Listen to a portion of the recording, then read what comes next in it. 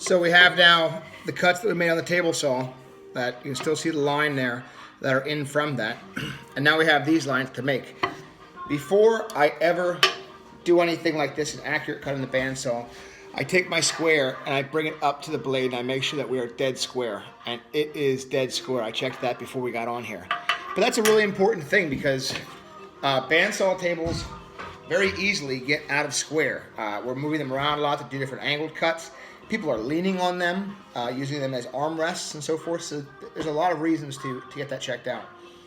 So what I want to do now is I want to cut this leaving my line.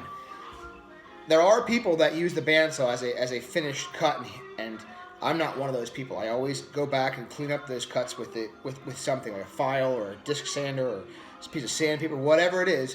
But I always go back and clean those up. So I'm going to make these cuts here.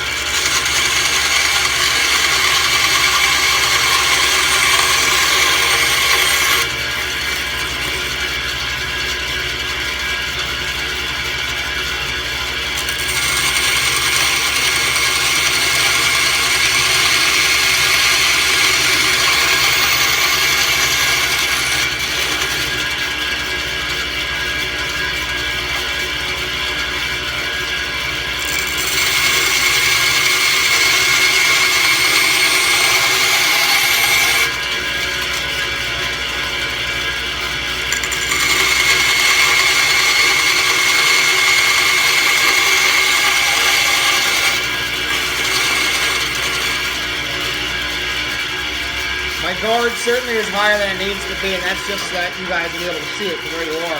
I have a really long board here, so I'm not really concerned at all about my hands getting in there and making contact with that blade.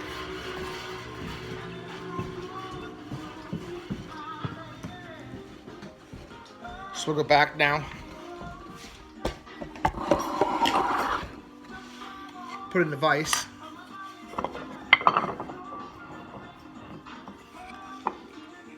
And I'm going to clean it up a little bit. So with the table saw blade being an 1/8 of an inch wide, I couldn't get right to my line there. So I'm going to use a small knife, just a utility knife, and I'm going to cut the grain along that edge there. So when I want to come back at this, it's already willing to come out. So I just sliced right in the corner there. You kind of see where that is, okay? And then I'm going to take a file. And I just want to get this thing, keeping it flat.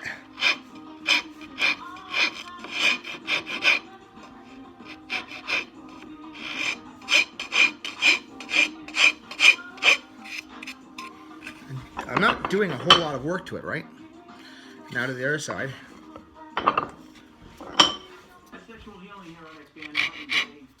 I'll cut that first, as I did the other side there.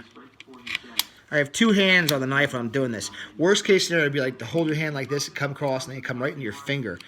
With two hands on it, my hand is in a spot where it's not going to get whacked.